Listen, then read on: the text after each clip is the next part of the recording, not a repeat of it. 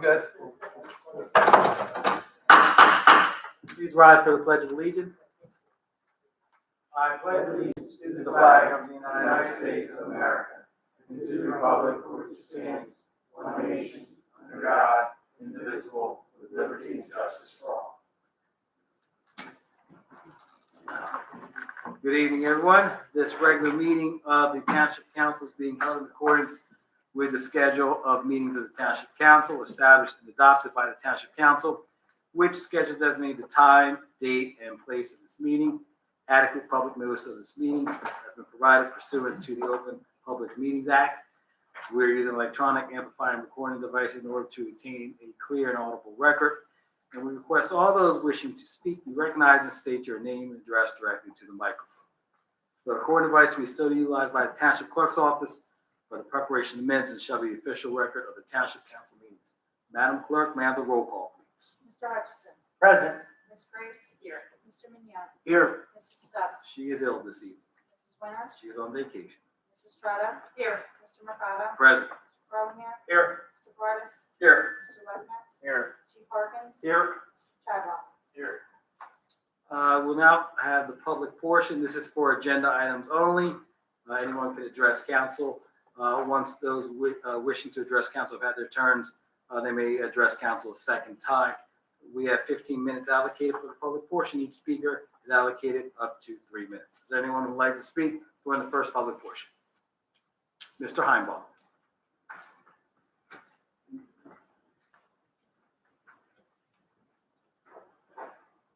Good evening, Pete Heimbaum, 2 Morningstar Court. Good evening, Pete. Resolution 199, which is the HUD Community Development Block Grant. Questions on that? I see it's a plan. What we're voting on today is an action plan for the year. And it's made up of 5 different components. The largest one is for 100 of these 5 components is for $158,000. And it says owner occupied rehab of 5 units. What are the 5 units that are being rehabbed? I don't know if they've been identified yet. We have a representative from TRIAD who assists us in our putting our action plan together, CBG application, and we do not have them allocated or identified those 5 units throughout the township. They're going to be something like single-family residents throughout the town, or what? I mean, what? How? I guess I have a question. How does this rehab program work? How do people get the grant money and things Well, like that? the description is, I'll start and then I'll pass the baton to Jacob. There's a rehab of 5 housing units through the township rehab program. So it'll be up to 5 senior homes through the Senior Fix-It program and associated project delivery costs. The estimated number is 5 for low and moderate income individuals. Jacob. Go ahead. Go ahead. That way they can hear my lovely voice on the recording.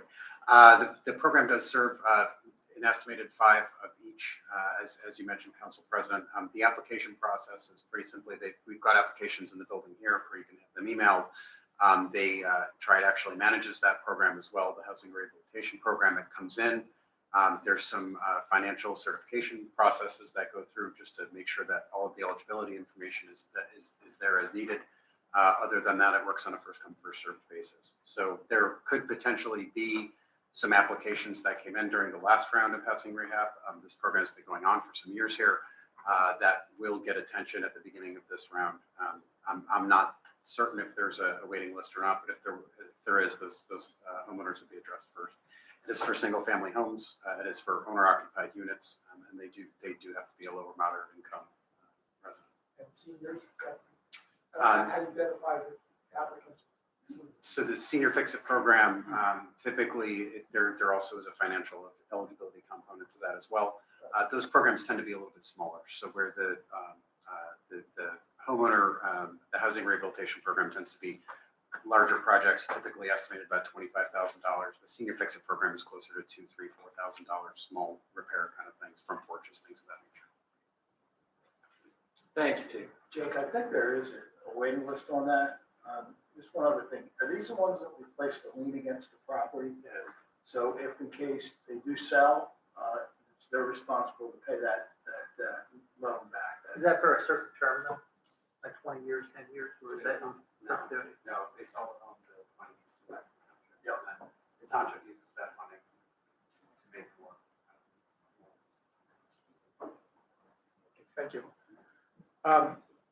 From the governmental point of view, who manages or oversees these rehab projects?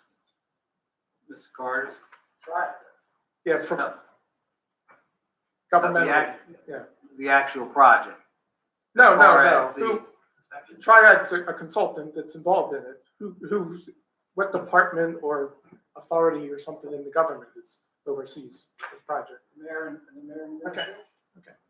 Oh, yeah, I thought you were talking about I didn't like understand. swinging hammers and renovations and stuff. Okay.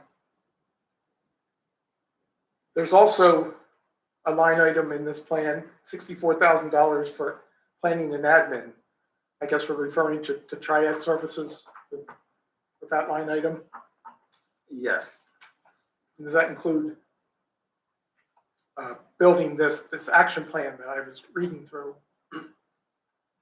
Part of the, excuse me, part of the admin is to produce this action plan as part of the admin Yes. process. Okay.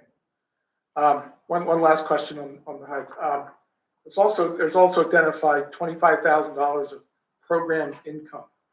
What constitutes income in this plan? How is income derived in this plan?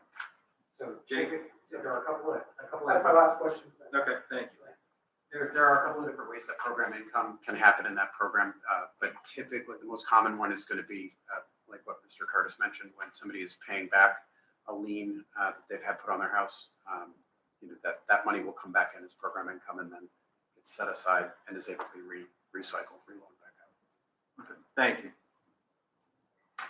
Is there anyone else? Mr. Krug?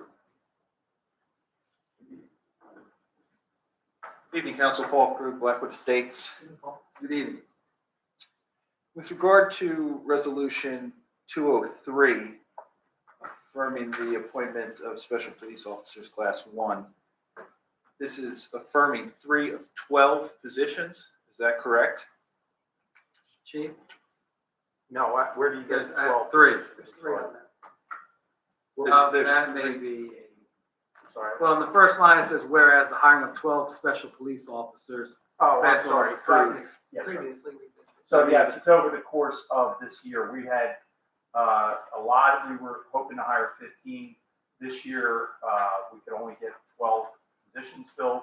These 3, we've advertised. This is, I think, our second round of advertising. So we had the opportunity to get them trained at Gloucester County Police Academy. So we advertised. We had 5 candidates put in, 3 were qualified. We're trying to get our number to 15. We can only get to 12 this year. Okay. I'm sorry. Understood. Not a problem. And then are these 12 replacements for special police that have graduated or moved on? Yes. Yep. Every year, these young folks, typically they're young folks, they move into other positions. They either get another position in law enforcement or move on to something else. So, yeah, we typically have an allotment of 35 is what we keep account of for Class 1 special officers. And we're going to be shy of that allotment. So we're going to be under staffed just because of the lack of applications this year. Okay. And do you know the percentage of which special police officers within Gloucester Township end up as full police officers within Gloucester Township? I don't have the exact number. There's quite a few. We are a civil service agency, so there's a civil service testing process that people go through. They have to test, and then they come out on the civil service list and go through a hiring process. So we do have officers. The officer that just graduated the police academy full-time actually was a junior police academy, our first one that went through the junior police academy as a kid, and we hired him as a Class 1 special officer. He went through the civil service process. He just graduated last week from Camden County Police Academy and is starting his field training officer program. I don't have the percentages. I could probably get you how many officers were special officers at one point or the other throughout their careers, but quite a few. Many go on to other law enforcement careers. We have state troopers. We have federal law enforcement. We have other that've gone to other towns to be police officers, depending on the hiring situation opportunities at the time. And for those who are unaware, the Junior Police Academy is a program and camp that's run through the police department in the summer. They have a couple of different weeks that they have. Two different divisions, a younger division, an older division. Correct. Yes, sir. My son hated the calisthenics. He just wanted to do forensics and That's shoot it. a gun. That's He had all. no interest in law enforcement other than that. It's all a good time, though. Forensics, dusting footprints. So this year we did not have it due to COVID. Yeah, all our code, we had to make decisions on that back in February, so that we didn't know where we were gonna be, so we couldn't commit the resources, that we would have to have committed for the time, to have the classes in July. A wildly popular It will be camp brought that back, yes, sells out each year. absolutely. You work hard. See them outside the Oh, window. yeah. Anything else, Mr. Crew? That's all. Thank you. Thank you. Is there anyone else? Seeing none, we'll close the first public portion. We have items on our consent agenda. Any council member would like to have any of the items removed, please speak up. Hearing none, I entertain a motion to accept the consent agenda as presented. I'll make that motion. Thank you, Mr. Hutchins. Thank you, Ms. Grace.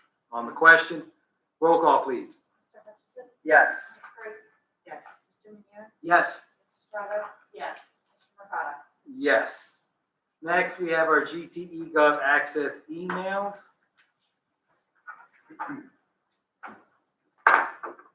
We have a few here. Bear with me. First is from Sam Sweet at 18 Elizabeth Place. Question for council. Do we have updated numbers for the Gloucester Township Small Business Grants? This was through HUD. We have 94 applicants have applied. 23 have been approved. 29 were, I'm asking, the question was how many were disapproved? 29. How many are still in review? 6. And is there a list of recipients? And I'll provide that to Mr. Sweet. I have a list here and I'll provide that to him at the end of the meeting. Next, Miss Coyne sent one in. I'm trying to find that. I printed it. Okay. From Denise Coyne, 1062 Landing Road. Question for council. What is the status of the agreement of sale for block 12301, lot 4 from the township back to the Gloucester Township Housing Authority? Almost 6 months have passed. What is the issue holding it up? It is still with our attorneys, title work. Last we've heard, Mr. Carlemere. Mr. Carlemere is not intimately involved with it, but as counsel for the municipality, made aware of if there's any type of holdups or any updates. But no, I don't think there's a sense of urgency on it, but we are moving forward with that particular project. But there's nothing to report on that. 2. When can we anticipate T&M Associates' presentation of the Village of Gloucester Township amended redevelopment plan? Mr. Lechner? I like that blazer there, Mr. Lechner. Yeah, sure. Thank you. So I don't have an answer to this question. I will have to confer with the mayor's office and Mr. Slaheka. I know in some type of response, I can say we're trying to first, I believe, get through the Blackwood West redevelopment plan. Okay. As you know, Mr. Slaheka was here last meeting and he's on vacation this week. So he's not even available to ask. Okay.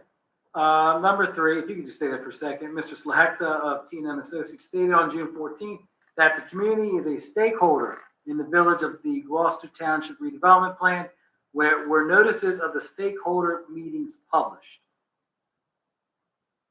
Again, this is a comment from Mr. Slaheka. I don't speak on his behalf. I would have to defer to him, but I believe when he references the communities, the stakeholders, he may be implying the mayor's office and myself as the planning director. Or the community as a whole. Right. A long time ago, when I was involved with the redevelopment agency in Camden as an employee there, anyone who had an interest in any type of redevelopment plan or project was considered a stakeholder. So Not sure where, yeah. we would have to ask Mr. Slaheka what he meant with that. And last, when and where did the stakeholder meetings for the Village of GT take place, and who was in attendance? Were minutes taken? I'm not sure where Mrs. Point is getting that question from the stakeholders meeting. So I'm not sure where she's getting her information from in order to respond. What I'll do is, Ken, I'll copy you and I'll contact Ms. Point at her AOL address and try to get clarification on that. Okay? Just so you know, I mean, this project is being spearheaded by the town's redevelopment planning firm, T&M Associates. Yes. Okay. Thank you, Mr. Lechner. Next, we'll have our second public portion. This is for any item that the public chooses. 30 minutes is allocated for our public portion, and each speaker is allotted up to 5 minutes. Would anyone like to speak during the second public portion? Mr. Burns.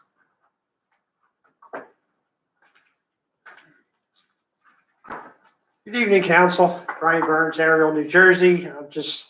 My usual routine. I just come up, I want to ask Mr. Carlemere, we have a closing date on the Roseland Bridge property yet? For my communication, if my memory serves me, we said July 26th to July 28th as the close date. I notified the owners of the property, directed an update on our title reports, and that should be coming in soon. Some of the issues on the report have already been resolved, so we're just working towards the close date. We probably need some more communication with Mr. Lechner to make sure funding is all there, because I believe it is. But that's the projected date to keep it moving forward. All right, that's good news. With regard to the Murray property and the Hayes property, I have an email today from Dottie Murray, who says basically it was addressed to Mary Ann, that she has not gotten a response from your office for 3 weeks, or approximately 3 weeks. So what is it that Dottie Murray and Helen Hayes, I believe, have reached out to you? So what information do you have to provide them in order to keep this acquisition moving forward? Well, first it has to be a policy decision made by the community, and I spoke with the administration today on those two properties. And the response I got back is they're going to try and schedule a meeting. I would imagine with Ken Lechner and myself, because it's not that the property is available, it's that it has a benefit to the community. When you make a decision to use Green Acre funding to purchase a property somewhere, it's just not that it's vacant and it's available, it has a purpose for the community. So there has to be that meeting to take place, that everybody's on the page, yes, this has this benefit for the community, so let's move in that direction. At that point, then I'm given authority to probably speak with the assessor to come up with what would be a fair market value. And then the contract is drafted, it's always contingent upon Green Acres funding, their approval, appraisals, and all of that. So we have not set that point to determine the value of that property or those two properties for the community as a whole. All right, I mean, I have shared with council documents upon documents upon documents. I would be more than welcome to attend this meeting. I mean, I know firsthand. Well, I've seen the tax map and aerial photos of the property where it's located. It doesn't, from my observation, but up to what I call Roslyn Bridge, that lake property, but it's in that general area. So, I mean, those are the things and factors that we're all going to look at when we schedule our meeting. Hey, when you guys schedule, can I come? Yes, thank you. Am I allowed to be present? That's not my decision. Whose decision is it? I guess it's going to be first an administration decision, before it gets addressed with council, and then anytime you talk about acquisition of properties, that basically really should be a closed session item. We talk about values and things of that nature from a government taxpayer's point of view. So we're not at that junction yet. We need to be reminded that there is $1.6 million available. Yeah, but also there could be other properties in the community that benefits the community as a whole. I understand. Before you say, okay, throw this money at that property, whereas there might be something that has a greater value to the community and the residents as a whole.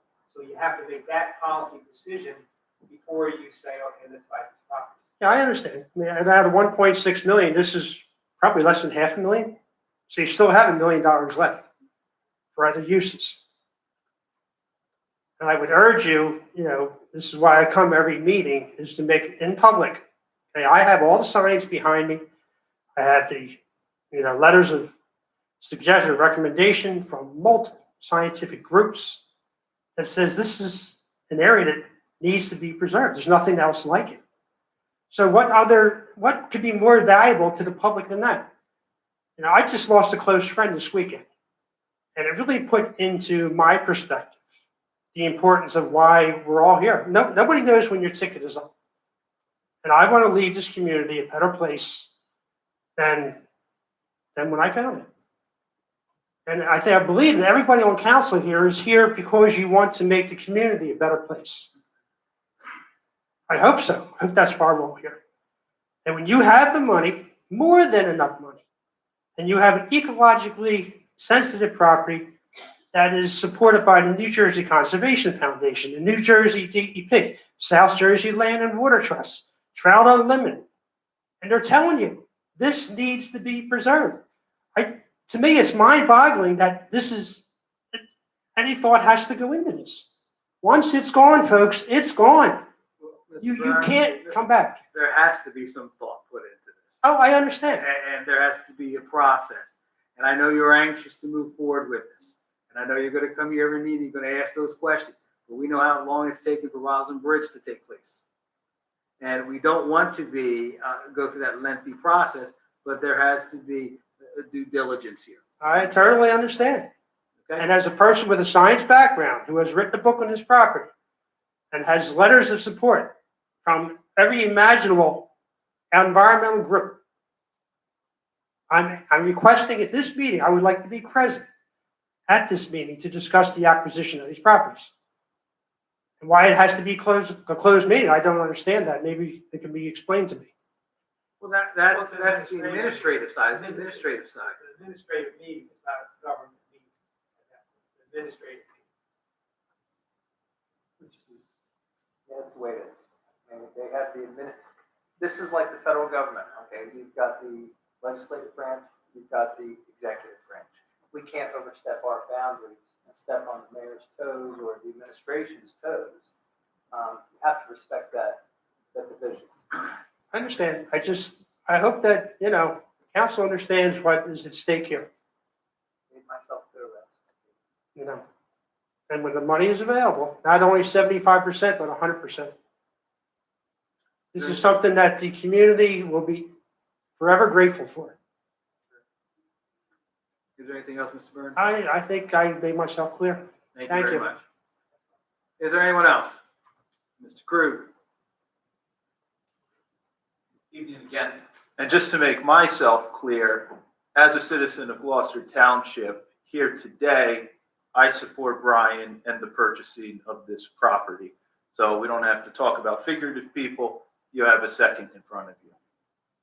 To the Thank point you, of Mr. process, I appreciate that processes are in place and due diligence is done.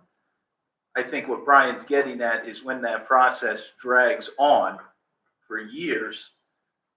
A good example would be my cause with Blackwood West, with a 17-year-old Blackwood West redevelopment plan with only about 10% completed. You begin to become frustrated. And Brian has asked for a clear and concise process as to how this can move forward. And I haven't heard to this point, or maybe I'm not understanding how exactly this process is supposed to go. So if he could get that, I'm sure that would be a big help for him.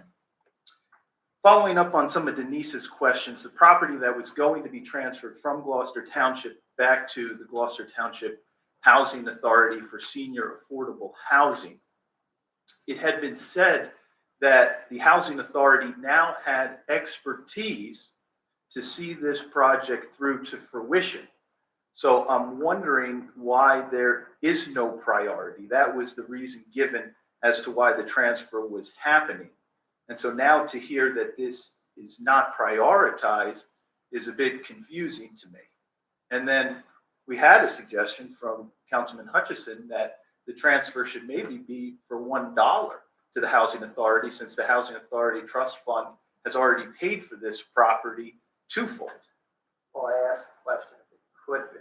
I didn't Yeah, suggest. so if I Yeah, follow I up, don't was that recall that discussed? suggestion. And my point is this. I posed that question to determine if it was lawful to do that. I didn't have an answer to that question. As far as a priority, I don't know. I mean, it's kind of like in, I guess, in administration's hands at this point, Dave. So, I mean, it's not a council. The council's not pushing right now. We can't. I mean, they've got to make a decision what to do. Did you get an answer on the $1 if it's lawful? I didn't follow up on the question. I will follow up on it at the appropriate time, but not now. Ms. Grace, would you have any insight, being the Housing Authority liaison, if there's any priority from that side? I know I've heard a couple of other members, citizens, talk about that a lot of meetings have been canceled, not happening. Okay. All right. Let's see, what else did I want to cover this evening?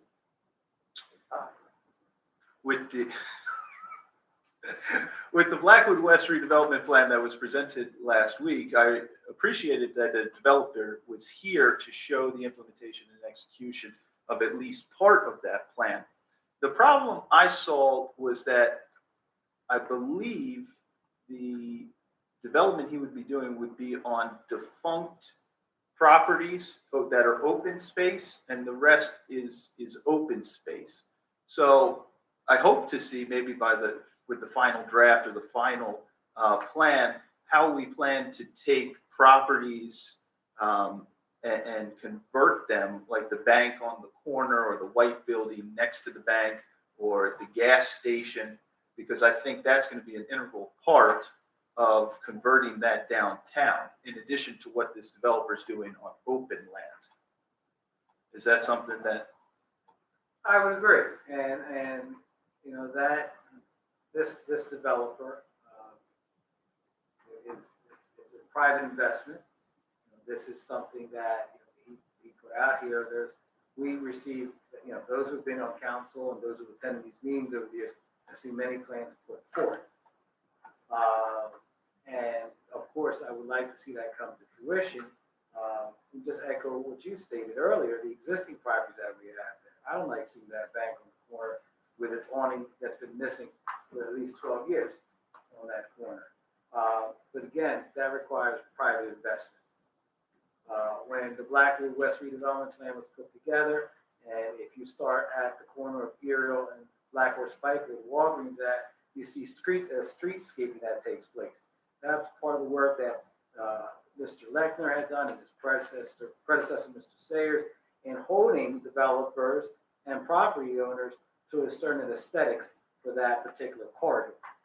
So, the township has done our part to encourage streetscaping. They talked about wayfinding signs, but also requires private investment.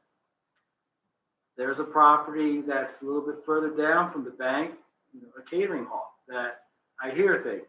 I'm concerned about the status of that particular property. That's a huge property. And I don't want to see that property vacant. But what the economy has done and the things that I heard, that perhaps that may make its way to a property that's no longer fully functioning. Again, this private investment has to take place. I think that we'll work hand in hand with those who are interested in locating their businesses in downtown Blackwood. The individual, I forget his name, but I know his first name, Nick, the individual that had the tattoo parlor. I'm not interested. I wasn't interested in having tattoo parlors in downtown Blackwood, but I have nothing else that's going in there. And here's someone who has a private investor that's committed to putting money out of his pocket to refurbishing and rehabbing that particular building and having a viable business there. So that's why I jumped on board with that. But again, private investment, working closely with the administration and the municipality. Does the administration do outreach to, maybe through Triad or others, to private businesses to encourage them to come into an area like that? They meet with the mayor. The mayor has Blackwood West redevelopment, do community development. Yes, economic development. So yes, there are things, and there, when you have a business that comes in, I know we had a comment made in the last year about trying to redirect everybody to Blackwood Clemington Road. Maybe business doesn't want to go on Blackwood Clemington Road. Maybe they want to be located in a different corridor. You know, when we take a look at downtown Blackwood, you know, I briefly discussed it last week. Not very walkable. You don't have parking. When we tried to identify parking, what was the father and two sons that had the business there? They cursed us out. The workshop. You remember them. But they had that, you know, we discussed about possibly having parking there. The old PNC little drive-through there, having parking there. But, you know, we have to make it a more walkable area. We talked about, you know, I brought up last week reducing traffic, and what is that going to entail? The speed limit. But there are some things, I think, you know, Paul, suggestions, you know, throw it up there. You know, you talked about brewery over the last few years. I don't drink at all. But hey, I know a brewery attracts people. Beer brings people in. And, but I think that would be a wonderful addition to that particular area, the bank building or any of those different properties there. I think it's to start by having Mr. Slehekla here last week to discuss it. But here's an opportunity to work with that developer for the Southwinds project and seeing if maybe he can help jumpstart this process, because yes, it has been too long. I'm not interested in having plans that sit on the shelf and collect dust, because I've seen my share of plans over the years. Okay, understood.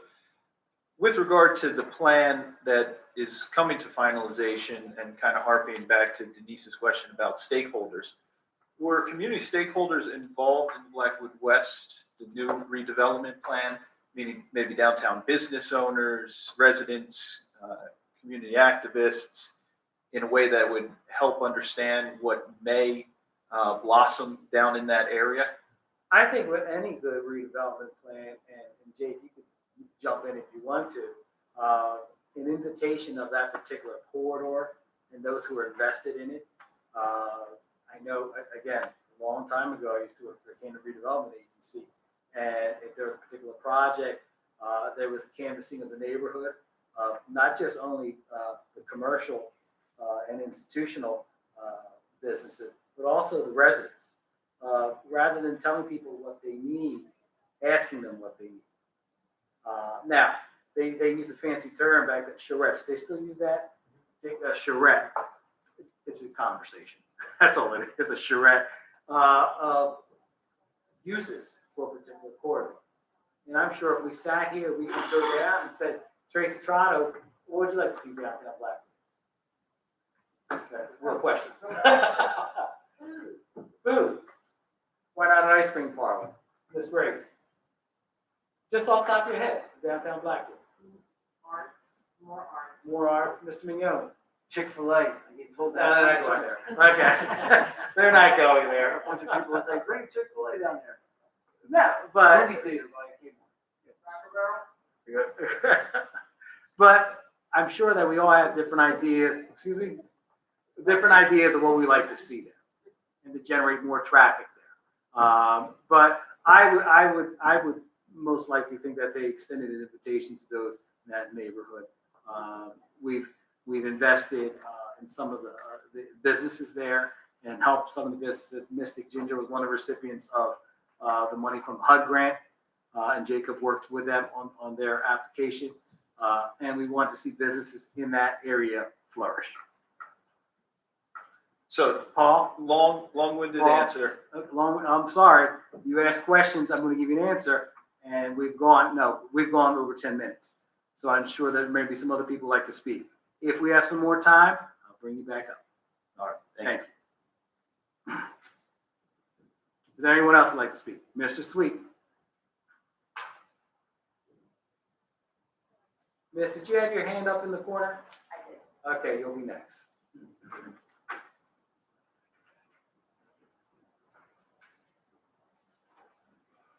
Good evening, Council. Sam Street from Muriel. Good evening. With regards to the small business grant, you said 94 applicants, 94, 23 approved, Yes. 29 disapproved, yes. 6 in review. Yes. What about the other 36? We had 29 that were, I'm going down here, 94 received, 29 rejected, 65 were invited to apply, so that's 94 right there. Okay, Full well, applications received, 29. There are applications pending for more information, 3. Applications pending award from Township Council, 3, so that's your 6. And then full applications approved, working with Triad is 23. okay, Now, the reasons for denial, we'll give you a little bit more, Sam. The reasons for denial, 11 of them were not located in Gloucester Township. 7 of them were not a non-professional business. 4, they exceeded 10 full-time employees. 4 were open after December 31st of 2019, and 3 had no low or moderate income employees. all right. I was just confused when you read the 3 numbers, they didn't total up to 94. So when they say 29 were rejected, they were just rejected before they even through the pre-approval process? Or they were rejected after the pre-approval process? Jacob works exclusively with our businesses. I do. I'm running that program. There's a pre-application process and then an application process. That's the pre-application process. 5 or 6 questions that do it. You get invited to the full application. The number that you're looking for, that disparity there, is people who have been invited to apply with the full application and have not sent the application. Do we follow up with those people or do they? Yes. They get an email. and Okay. a phone call from us. All right. And since there's 23 approved, I'm assuming there's plenty of money left for businesses that have not applied? There's more money available. Approximately how much is left? I don't have that on me. Mr. Hutchinson, can you pass this to Mr. Sweet? This is the list of businesses that you requested that were approved.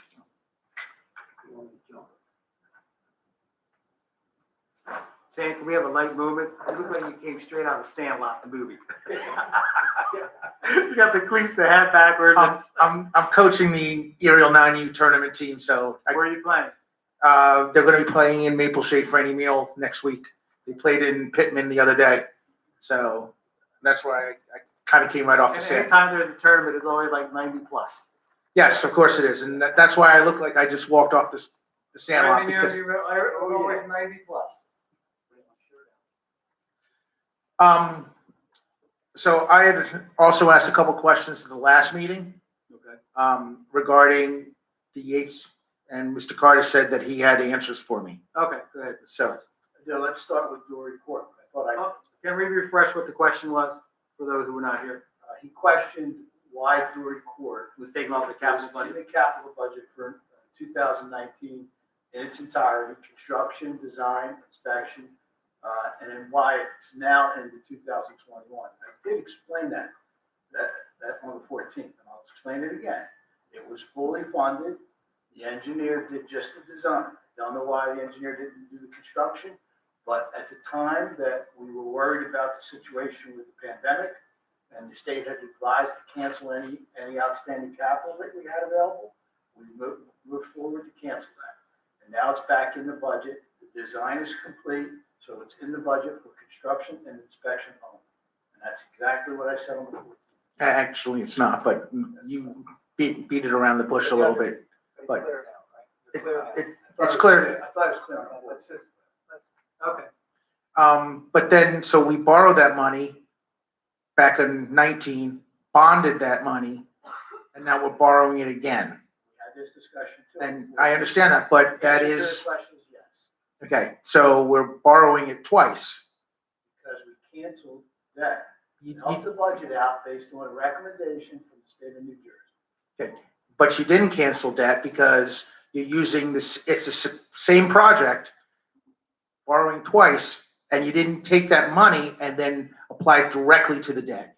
You take to the debt service. So that's like taking $5,000 out on a credit card, putting it in my bank account, and then paying the minimum payments over time, which nobody in here would do.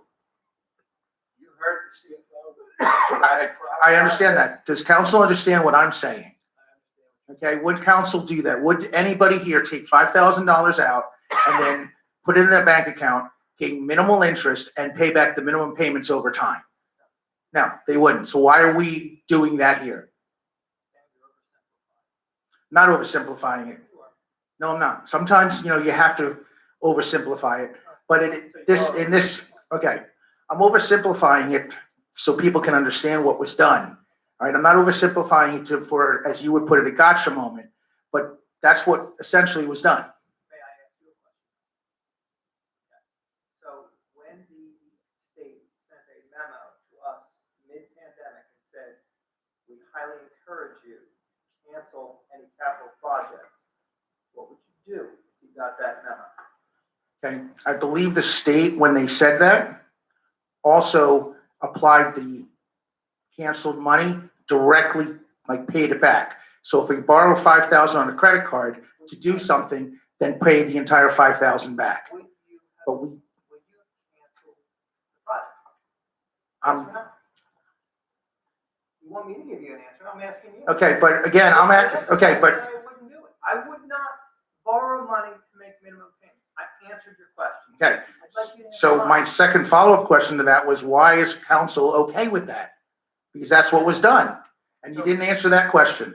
And you're trying to deflect by asking me what the state would do. And the state actually did exactly what Mr. Carter said, but then took the money and applied it directly to the debt directly to the debt to lower the debt, the total debt.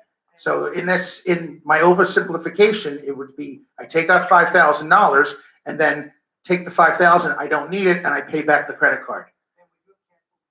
Okay? Can we answer my second question before I answer yours?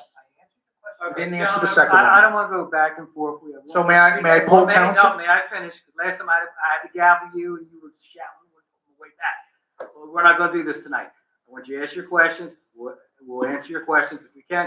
And then we have one more speaker left for our public portion because we've gone over. Go ahead. Okay, my question is council okay with the as Mr. Hutchinson put it, the oversimplification, but taking that money and paying down the debt service, not the actual debt, basically using the money to pay minimum payments? Could not legally do that. That's what my next question was, but I couldn't get the first one done.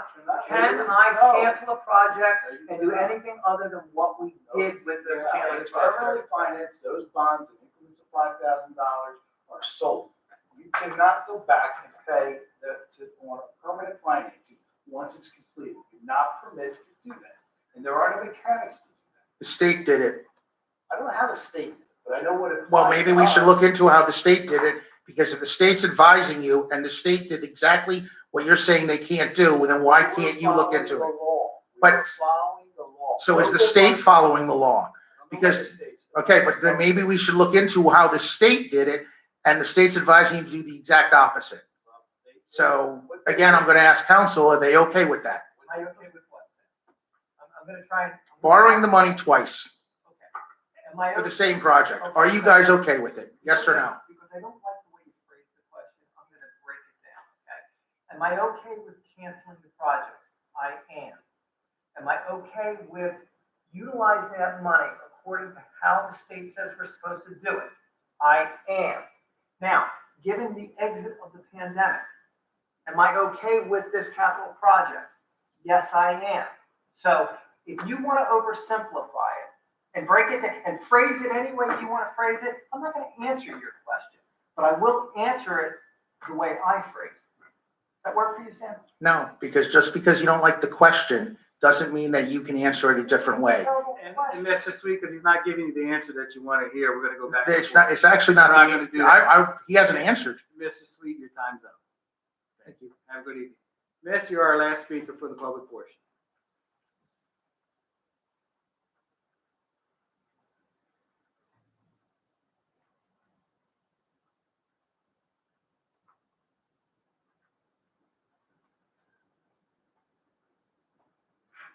Good evening, Counselor.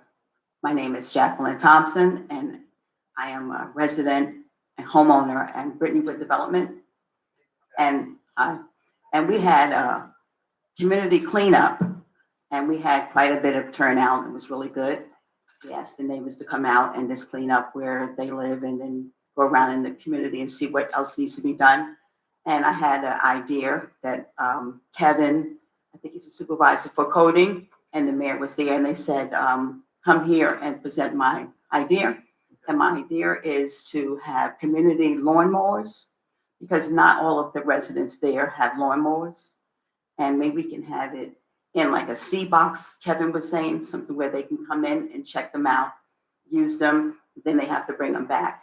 We can get used lawnmowers, not new ones, because that would be, somebody might come in and try and take them if they're new, but if they're used, it would be good to have the lawnmowers, maybe get some weed whackers and some blowers. That would help the community keep, things looking good, keep the lawn down and things like that. So I'm presenting that for Brittanywood Development. Okay, that's something that we can, I'll speak to Mr. Bucciaroni, and perhaps we can explore that a little bit further. Can I have your information, if you can get that to our clerk right here, if you can come up and provide your phone number, contact information? Okay, will do. And the other thing was, I was talking with another neighbor, and he was talking about speed bumps, installing speed bumps. You can't do that? It's not something that we have through the township. I know that in the past, our emergency vehicles had issues with speed bumps throughout, having that throughout our community. Okay. Chief, you want to add anything to So- that? Certainly, Mr. President. So, in generally, some communities have them. There's pros and there's cons. There's great expense in installing them, and there's liabilities that the township takes on from damage caused by someone that goes over the speed bumps. As a general rule, they're accepted by some towns, but it's not recommended through our research, through the traffic control plan through the state. And so it's, once you start to put them, you have to put them all over, you have to space them out certain distances. Becomes very cost ineffective for slowing things down. We found that through enforcement, through some of the other traffic action notices and traffic plans that we have a whole system for speeding. Are you talking about in Brittany Woods, ma'am? Yes. So, yeah, so we've had very effective enforcement through certain areas. Obviously, we can't be there all the time, but folks like yourself, and we have some very active members of the community there that give us good information, and we're able to usually target those speeders. Oftentimes, they're people that live in that development or coming and going. So, we find that is much more cost effective than installing these throughout the neighborhood. Okay. And then the noise complaints, I'm not even getting into the noise complaints, because if it's in front of your house, who decides where you put it? And when they go over it fast and you will hear every single car go over the speed bump when they're going slightly fast, and then it creates more disturbance than it was worth to slow it down. Okay, I'll be sure to tell the person who told me to present it. All right, well, thank you very much. All right, your contact information. Give them Grab my that, phone Chief? number. All right, thank you very much. Mhm. And that closes the public portion. Polling the directors. Mr. Carlin, Nothing to report. Mr. Cardis, Nothing to report. Mr. Lechner, I have nothing to report, thank you. Perkins, Only that, ma'am just spoke of the Brittany Woods event. It was a great cleanup event. We had our officer, our community relations, and we got great feedback. And that is the kind of thing that builds up that community. I, quite frankly, that community of Brittany Woods has never been so close as a community. They're doing a great job out there, and our public works did a great job, as well as the community partners. So thank you, man. We appreciate it. It helps us. Thank you. I appreciate you coming out. Oh, it's all right. Mr. Calvo, Mr. Hutchison, Thank you very much for coming out. Brian, I will keep my eyes on that project. Ms. Grace, Ms. Thompson, I want to thank you again. I can't hear me because I speak a little soft. I want to thank you again. A lot of people don't know that Ms. Jackie has been a part of the Brittany Woods Community Action Group since it was founded.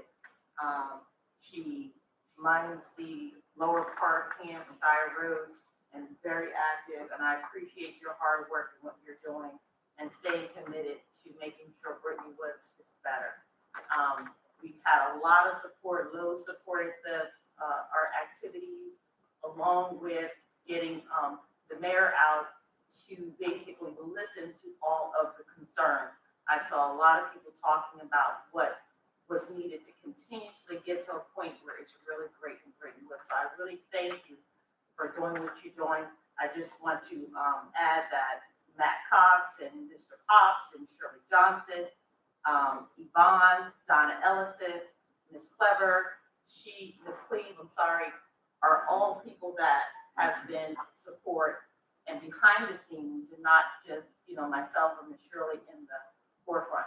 We had a really great turnout as far as just being able to communicate. It wasn't really a big clean event. The kids who clean as well was there. But what we wanted to do and what Ms. Jackie, they meet once a month and talk about the goals that they want for Brittany Woods. And what the goal was to basically allow us to basically do a little bit of community engagement. And for that, it was a very, very good success because we did come up with some fantastic ideas. So, and that was Ms. Jackie's idea, and I hope that idea comes to fruition. There was a small bump in the road that I consider it. Brittany Woods Community Action Group was founded as a nonprofit organization. It is not a political event. As a councilwoman, I wouldn't show up with my councilwoman gear on. I showed up with my Brittany Woods Community Action Group shirt on. So we don't partner, or we're not there to support any political event. We don't have or want our name on anybody's webpage. So I wanted to make that very clear that we always look for the glass to be half full. We want people to come out and volunteer and support, not be there for self-centered events. And I just wanted to share that because as an advocate for the community, there were several of the members who were very upset about political affiliation being involved in the Brittany Woods activities. And I wanted to air that and let them know that I do support them. And I wanted to share that I was going to let them know that I was going to talk about that today. And so that they feel supported and that they feel like the work that they're doing in the community is for the community and not a self-centered event. So thank you very much. Mr. Munir? Thank you all for coming out, and everybody have a wonderful holiday. Be safe. Good luck to all the baseball teams that start their district runs, championship run, and hopefully a run to Williamsport. And the same, especially good luck to you and your non-U team. We used to have a saying, being involved in Erie Little League for many years. The acronym was Erie Little League, which is ELL. We used to say, give them L. So Sam, give them L. Thank you. Have a good night. Mrs. Estrada? Thank you all for coming out tonight. Have a safe holiday weekend. Mr. Mercado? Thank you for coming out this evening. Thank you for your comments. Thank you, Jacob, for your assistance in discussing the action plan. I hope everyone has a wonderful holiday, and please stay safe. With that, I entertain a motion to adjourn. Is there a second? All those in favor? Have a great evening, everyone. Take care. No. We're getting at the 11th. Vacation, I'm in vacation. Not even close.